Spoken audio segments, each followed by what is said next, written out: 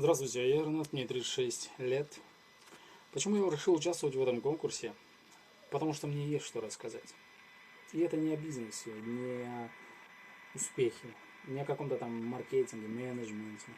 Это про жизнь. А точнее, про мою борьбу за нее.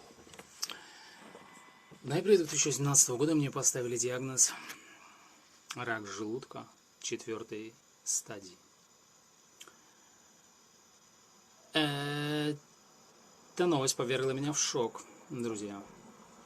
Вы знали, что от рака умирает около 16% людей на всей планете? Или то, что около 70% всех случаев смерти на планете происходит в странах с низким средним уровнем дохода. Удручающе. Как я воспринял это? Как я воспринял вообще эту новость вначале? По-моему, рак появился у меня после этой новости. Серьезно. У меня закружилась голова, вокруг все потемнело, я впал в депрессию. Я не плакал на судьбу, не ревел с вытянутыми руками, глядя на небо, обвиняя Всевышнего. Нет, я тихо, мирно умирал. Мне казалось так, по крайней мере. Знаете, тогда я понял, что плацебо очень сильная штука, но она может работать не на тебя. Вот это самое опасное. Через несколько дней я понял, что мне нужен психолог. Так начался мой путь к просветлению. Я зубрил и продолжаю по сей день съедать тонны материалов про психологию, про возможность нашего подсознания, про силу мысли. Факт. Вы знали, что мысль о смерти весит всего 3 Гц? Измеряется. А мысль абсолютной любви равна 150 Гц. 150 Гц. Это же здорово.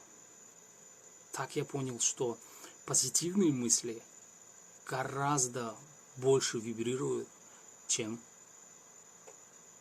точнее, на более высоких частотах, нежели негативные.